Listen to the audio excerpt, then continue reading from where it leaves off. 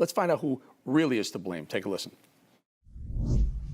Well, you got the most incompetent commander-in-chief in modern times. You have Joe Biden, who's been wrong about everything for 40 years. Bob Gates said that Joe Biden had gotten every foreign policy decision wrong for 35 or 40 years. He's gone from incompetent to dangerous. Now, what happened?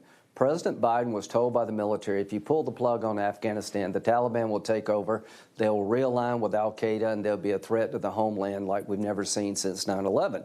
He turned down sound military advice. It's humiliating. It's heartbreaking.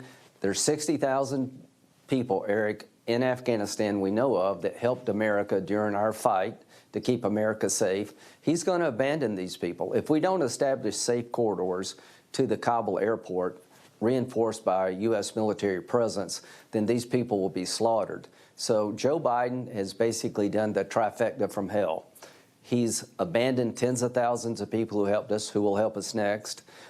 He's made a 9/11 far more likely, a new 9/11, by leaving Afghanistan to the Taliban, who will align with al-Qaeda again. And he's made us weaker throughout the world. He's the same president who's lost control of the border. I've never been more worried about our national security than I am right now. Senator, we're hearing reports that right now, as we speak, that the Taliban is going door to door in Afghanistan looking for people who, not I'm not going to say sympathized, who even worked. If you knew an American, if you're a translator, there's tens of thousands of those people, among others. They're knocking on doors and dragging them out. What are your thoughts on how this is going to play out? This is going to get ugly, much worse before it gets better, no? Well, Eric, you made a good point. So the war against terror has a couple of components to it. You can fight the enemy in their backyard or ours. If they're not contained, they will come at us again. You can do it by yourself with partners. I prefer to fight the war over there rather than here. I'd prefer to have partners. Well, that requires us to be a good partner. The Afghan army melted away in 10 days, and that's disappointing. But for 3 years, we had about 3,500 Americans supporting thousands of Afghan soldiers, and it worked. They relied upon us for close air support, medical evaluation, and intel, but they did most of the fighting. Joe Biden decided to change that model and pull everybody out. So they are going door to door, and they're going to drag people out of the houses, and they're going to abuse them, probably kill them, for the big sin of helping America try to hold Afghanistan together. When you hear the word Taliban, think of al-Qaeda. When you hear Taliban, think of 9/11. What President Biden doesn't understand, Eric, is this is not Vietnam. Nobody thought the Vietnamese would attack America. Afghanistan will become the new breeding ground for al-Qaeda-inspired attacks against the United States. It was all avoidable. There's nobody to blame. Trump had a conditions-based withdrawal.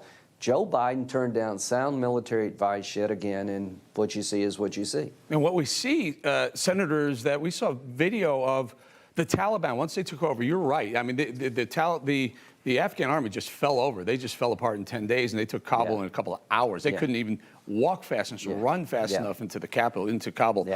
But let's talk a little bit, something I think you know a thing or two about is some of these prisons. There were some like 5,000 al-Qaeda terrorists that were being housed in prisons in Afghanistan. First thing the Taliban did, open the doors, let them out. What does that signal?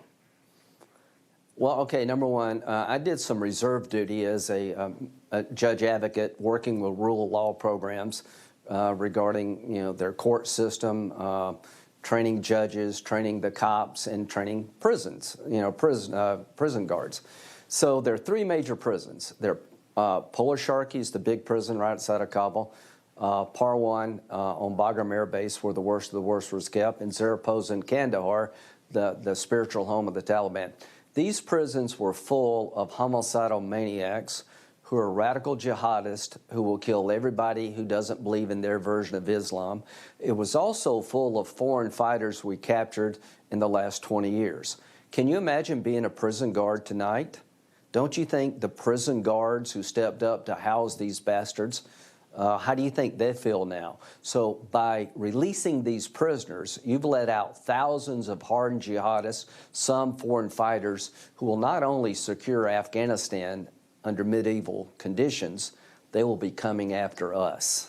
It is just scary in the scope and depth of what that is. And now they become pals with the Taliban. I mean, now you have the Taliban to deal with, and and then you have these Al Qaeda terrorists that want to see us dead, and they're the reason for some of the major terror acts on Americans around the world. Sir, if we can, just want to hear a very short clip of a Taliban leader on CNN saying they won't stop until the whole world is under Islamic rule. Take a listen.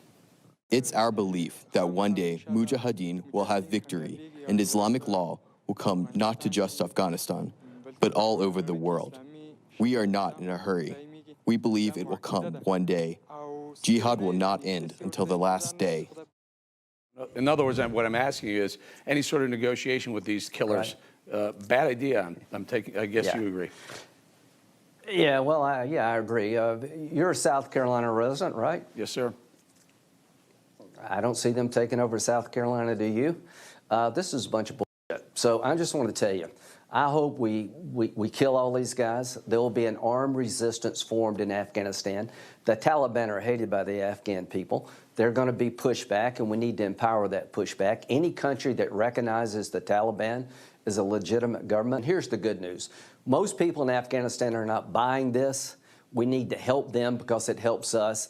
If you leave these people alone and let them gather up again, we'll get hit with another 9/11. There's only one option available to America. Fight the war in the enemy's backyard, not ours. Partner with people that are willing to fight with you. Joe Biden has put America at risk. He's doomed tens of thousands of people to a terrible death because he ignored sound military advice. There's one person to blame here above all others. That's President Biden. Yeah, that's the one person he doesn't want to blame. He wants to blame former President Donald Trump. Yeah, Senator, right. Thank you very much for your time again, my South Carolina Senator. Thank you, sir.